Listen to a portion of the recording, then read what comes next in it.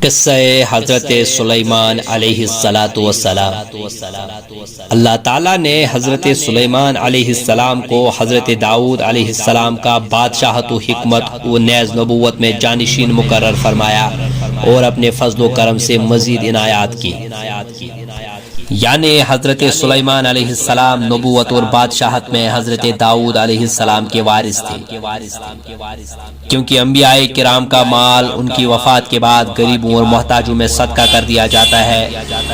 یہ ان کے قریبی رشتہ داروں کے لیے مخصوص نہیں ہوتا، کیونکہ ان کی نظر میں دنیا بالکل حقیر اور بے قدر ہے، جس طرح انہیں مبعوث کرنے والے کی نظر میں یہ دنیا حقیر و ذلیل ہے۔ اللہ تعالیٰ نے حضرت سلیمان علیہ السلام کو ایک خاص طرح کی حکومت عطا کی تھی۔ ایک دن سلیمان علیہ السلام نے جنوں اور انسانوں اور پرندوں پر مشتمل اپنی تمام افواج کو جمع کیا اور کسی منزل کی طرف روانہ ہوئی۔ پرندوں نے اپنے پروں سے آپس سایہ کر رکھا تھا۔ ہر لشکر پر چھوٹے بڑے افسر مقرر تھے جو تمام افراد کو اپنے اپنے مقام پر رکھتے تھے۔ جب وہ چونٹیوں کے میدان میں پہنچے تو ایک چونٹی نے کہا، اے چونٹیوں، اپنے اپنے گھروں میں جاؤ، ایسا نہ ہو کہ بے خبری میں سلیمان اور ان کا لشکر تمہیں رون ڈالے۔ حضرت سلیمان علیہ السلام نے چونٹی کی آواز سن لی اور جو بات اس نے دوسری چونٹیوں سے کہی تھی سمجھ لی۔ یہ بات سن کر مسکرا دیے جو دوسرے نہ سن سکے۔ حضرت سلیمان علیہ السلام کے لشکر جرار میں ہدہد کی ڈیوٹی ایک انجینئر کی سی تھی۔ ایک روز ہدہد بوقت حاضری غیر حاضر ہوا تو حضرت سلیمان علیہ السلام سخت ناراض ہوئے، مگر ہدہد ایک ایسی خبر لایا جس سے اللہ کے نبی بھی بے خبر تھے، لہذا اس کی غیر حاضری کا نہایت معقول عذر ہونے کی وجہ سے اس کا قصور قابل معافی تسلیم کر لیا گیا۔ حضرت سلیمان علیہ السلام کی فوج کے تمام پرندوں کے اپنے اپنے لیڈر اور کمانڈر تھے جو روزانہ اپنے اپنے وقت پر آپ کی خدمت میں حاضر ہوتے تھے۔ ہدہد کا فرض منصب یہ تھا کہ سفر کے دوران میں کسی بنجر مقام پر پانی کی ضرورت محسوس ہوتی تو وہ بتاتا تھا کہ کہاں کھدائی کرنے پر پانی مل سکتا ہے۔ اس کے بتانے پر فوجی کھدائی کر کے پانی حاصل کر لیتے تھے۔ ایک دن حضرت سلیمان علیہ السلام نے ہدہد کو حاضر ہونے کا حکم دیا تو معلوم ہوا کہ وہ اپنے مقام پر موجود نہیں ہے۔ آپ نے فرمایا، کیا بات ہے، میں ہدہد کو نہیں دیکھتا، یا وہ واقعی غیر حاضر ہے؟ یقیناً میں اسے سخت سزا دوں گا یا اسے ذبح کر ڈالوں گا یا وہ میرے سامنے کوئی صریح دلیل بیان کرے۔ حضرت سلیمان علیہ السلام نے ہدہد کی بلا اطلاع غیر حاضری پر ناراضگی کا اظہار فرماتے ہوئے اسے سخت سزا دینے یا ذبح کر دینے کا فیصلہ سنا دیا اور کہا کہ اگر وہ اپنی غیر حاضری کا معقول عذر پیش کرے تو اس کی سزا ختم بھی کی جا سکتی ہے۔ تاہم ہدہد جلد ہی حضرت سلیمان علیہ السلام کے دربار میں حاضر ہو گیا اور عرض کی، میں ایک ایسی چیز کی خبر لایا ہوں جس کا علم آپ کو بھی نہیں۔ میں سبا کی ایک سچی خبر آپ کے پاس لایا ہوں۔ میں نے دیکھا کہ ان پر بادشاہت ایک عورت کر رہی ہے جسے ہر چیز سے کچھ نہ کچھ دیا گیا ہے اور اس کا ایک عظیم عظمت والا تخت بھی ہے۔ ہدہد نے حضرت سلیمان علیہ السلام کو ملک سبا کی سلطنت کے بارے میں بتایا۔ یہ سلطنت یمن میں تھی۔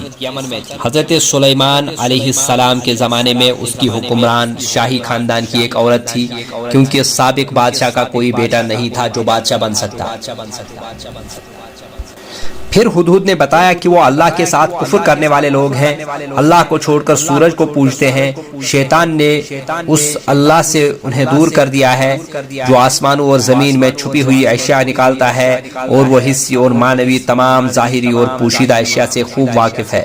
اس کے سوا کوئی معبود برحق نہیں، وہی عظمت والے عرش کا مالک ہے، یعنی اس کا تخت اتنا بڑا ہے کہ مخلوقات میں سے کوئی چیز اس سے بڑی نہیں۔ اس وقت حضرت سلیمان علیہ السلام نے خط بھیجا جس میں اللہ تعالیٰ اور اس کے رسول کی اطاعت کی دعوت دی گئی تھی اور آپ کی اطاعت قبول کرنے کا حکم تھا۔ اسی لیے فرمایا، تم میرے سامنے سرکشی نہ کرو بلکہ میرے حکم کی تعمیل کرو اور مسلمان بن کر میرے پاس آ جاؤ۔ جب ہدہد نے حضرت سلیمان علیہ السلام کا خط بلقیس کو پہنچایا، اس نے پڑھا اور وزیروں مشیروں کو طلب کر لیا تاکہ اس خط کے بارے میں مشورہ کرے۔ اس نے انہیں صورتحال کی خبر دیتے ہوئے کہا، میری طرف ایک گرابی نامہ ڈالا گیا ہے پھر خط بھیجنے والے کا پتہ بتایا، وہ سلیمان کی طرف سے ہے۔ پھر خط کا مضمون پڑھ کر سنایا، وہ بخشش کرنے والے مہربان اللہ کے نام سے شروع ہے، یہ کہ تم میرے سامنے سرکشی نہ کرو اور مسلمان بن کر میرے پاس آ جاؤ۔ پھر ان سے مشورہ طلب کرتے ہوئے بولی، اے میرے سردارو، تم میرے اس معاملے میں مشورہ دو، میں کسی امر کا قطعی فیصلہ نہیں کیا کرتی جب تک تمہاری موجودگی اور رائے نہ ہو۔ انہوں نے کہا، اگر آپ کو جنگ کرنے کے لیے فوج کی ضرورت ہے تو ہم یہ فریضہ انجام دینے کے لیے پوری طرح تیار ہیں، تاہم آخری فیصلہ آپ ہی کا ہوگا۔ آپ خود ہی سوچ لیجئے کہ آپ ہمیں کیا حکم فرمائیں گے۔ تاہم اس کی رائے سرداروں کی رائے سے بہتر تھی اور وہ عقل میں ان سے برتر تھی۔ اسے معلوم ہو گیا کہ اس انداز سے خط بھیجنے والے کا مقابلہ کرنا یا اسے دھوکہ دینا ممکن نہیں۔ اس نے کہا، بادشاہ جب کسی بستی میں گھستے ہیں تو اسے اجاڑ دیتے ہیں اور وہاں کی باعزت لوگوں کو ذلیل کر دیتے ہیں، اور یہ لوگ بھی ایسا ہی کریں گے۔ اس نے کہا، اگر یہ بادشاہ ہمارے ملک پر غالب آ گیا تو اس کے غیرت و غضب کا نشانہ سب سے پہلے میں ہی بنوں گی، اس لیے میں انہیں ایک ہدیہ بھیجنے والی ہوں، پھر یہ دیکھ لوں گی کہ قاصد کیا جواب لے کر لوٹتے ہیں۔ اس کا خیال تھا کہ وہ حضرت سلیمان علیہ السلام کو رشوت دے کر انہیں خوش کر دے گی اور اس طرح اپنی سلطنت بچا لے گی۔ اسے معلوم نہ تھا کہ حضرت سلیمان علیہ السلام ایک نبی ہے جو کفر کے ساتھ مصالحت اختیار نہیں کر سکتے۔ پس جب قاصد سلیمان کے پاس پہنچا تو آپ نے فرمایا، کیا تم مجھے مال سے مجھے مدد دینا چاہتے ہو؟ مجھے تو میرے رب نے اس سے بہت بہتر دے رکھا ہے جو اس نے تمہیں دیا ہے، پس تم ہی اپنے تحفے کے ساتھ خوش رہو۔ تب آپ نے اس کے سفیر سے فرمایا، جا ان کے پاس لوٹ جا اور انہیں مرعوب کرنے کے لیے فرمایا، ہم ان کے مقابلے میں وہ لشکر لائیں گے جن کا سامنا کرنے کی ان میں طاقت نہیں، اور انہیں ہم ذلیل و پست کر کے وہاں سے نکال دیں گے۔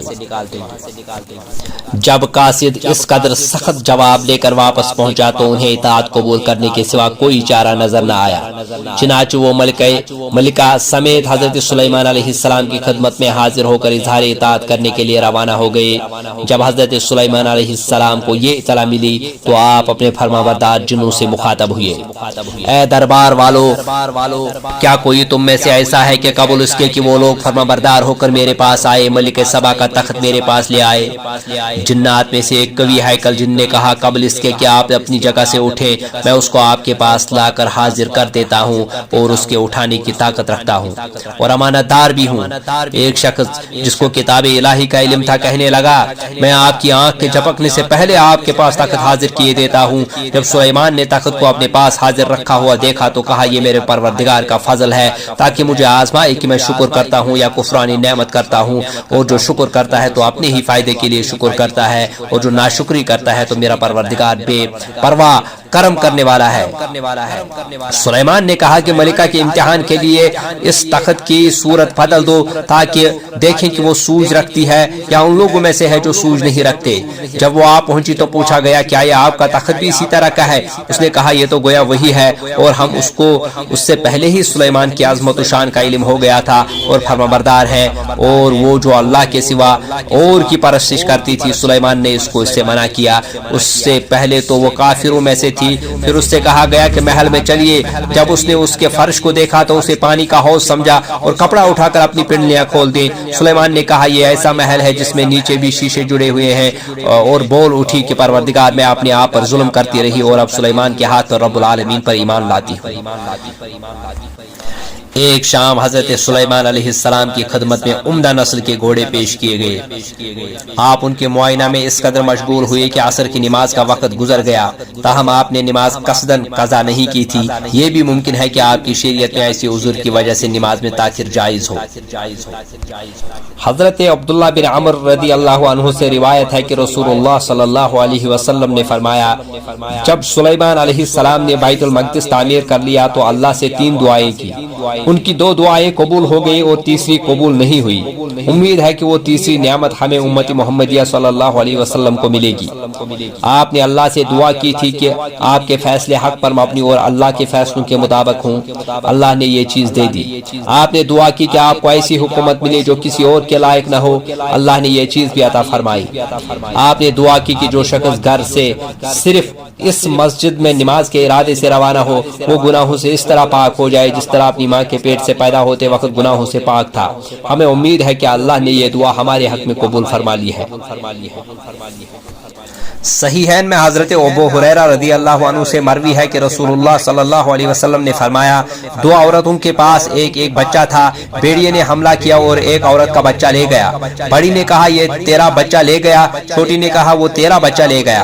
انہوں نے حضرت داؤد علیہ السلام کی خدمت میں مقدمہ پیش کیا تو آپ نے بڑی کے حق میں فیصلہ دے دیا۔ باہر نکلے تو حضرت سلیمان علیہ السلام سے ملاقات ہو گئی۔ حضرت سلیمان علیہ السلام نے فرمایا، چھری لاؤ، میں بچے کو چیر کر دونوں کو آدھا آدھا بچہ دوں گا۔ چھوٹی نے کہا نہیں ایسا نہ کریں، اللہ تعالیٰ آپ پر رحم فرمائے، یہ بچہ بڑی ہی کا ہے۔ سو آپ نے بچے کا فیصلہ چھوٹی کے حق میں کر دیا۔ ممکن ہے کہ ان کی شریعت میں دونوں حضرات کے کیے ہوئے فیصلوں کی گنجائش ہو، لیکن حضرت سلیمان علیہ السلام کا فیصلہ راجح تھا، اس لیے اللہ تعالیٰ نے آپ کی سمجھداری کی تعریف فرمائی اور فرمایا، اور ہم نے دونوں کو حکم یعنی حکمت و نبوت اور علم بخشا تھا، اور ہم نے پہاڑوں کو داؤد کے لیے مسخر کر دیا تھا کہ ان کے ساتھ تسبیح کرتے، اور پرندوں کو بھی مسخر کر دیا تھا، اور ہم ایسا ہی کرنے والے تھے، اور ہم نے تمہارے لیے ان کو ایک طرح کا لباس بنانا بھی سکھا دیا تاکہ تم لڑائی کے ضرر سے بچائے تم کو، پس تم کو شکر گزار ہونا چاہیے۔ اللہ تعالیٰ نے جنوں کو حضرت سلیمان علیہ السلام کے مطیع کر دیا تھا، وہ ان کے حکم سے ہر کام انجام دیتے تھے اور کسی حکم کی خلاف ورزی نہیں کرتے تھے۔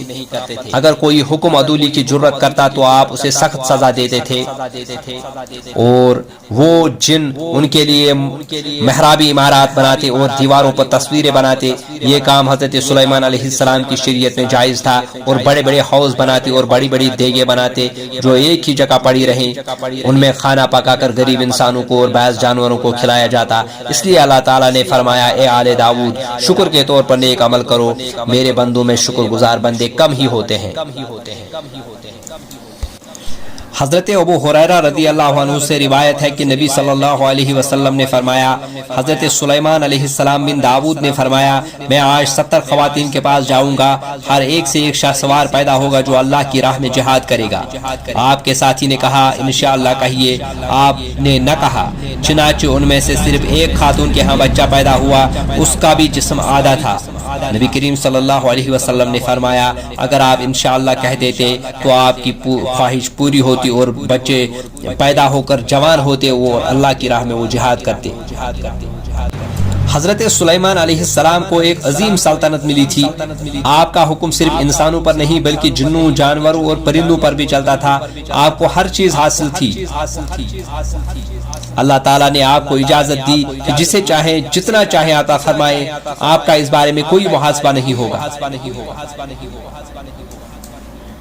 یہ ایک بادشاہ نبی کی شان ہے، ایک عبودیت کی شان رکھنے والا نبی کسی کو وہی کچھ دے گا جس کی اسے اجازت دے دی جائے۔ اللہ تعالیٰ نے حضرت سلیمان علیہ السلام کو دنیا میں تمام نعمتیں عطا فرمائی، اس کے علاوہ آپ کو آخرت میں بھی عظیم ثواب، بلند ترین مقام اور عزت و شرف سے سرفراز فرمایا۔ ان کی وفات کے بارے میں اللہ تعالیٰ کا ارشاد ہے، پھر جب ہم نے ان کے لیے موت کا حکم صادر کر دیا تو کسی چیز سے ان کا مرنا معلوم نہ ہوا مگر گھن کے کیڑے سے جو ان کا عصا کھاتا رہا۔ جب عصا گر پڑا تب جنوں کو معلوم ہوا اور کہنے لگا کہ اگر وہ غیب جانتے ہوتے تو ذلت کی تکلیف میں نہ رہتے۔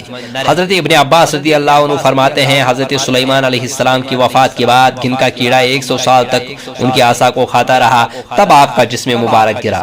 امام ابن جریر فرماتے ہیں، آپ کی عمر 50 سال سے کچھ زیادہ تھی۔ آپ کی وفات کے بعد آپ کا بیٹا رجعام بادشاہ ہوا، اس نے 17 سال حکومت کی۔ اس کے بعد بنی اسرائیل کی سلطنت کے ٹکڑے ٹکڑے ہو گئے۔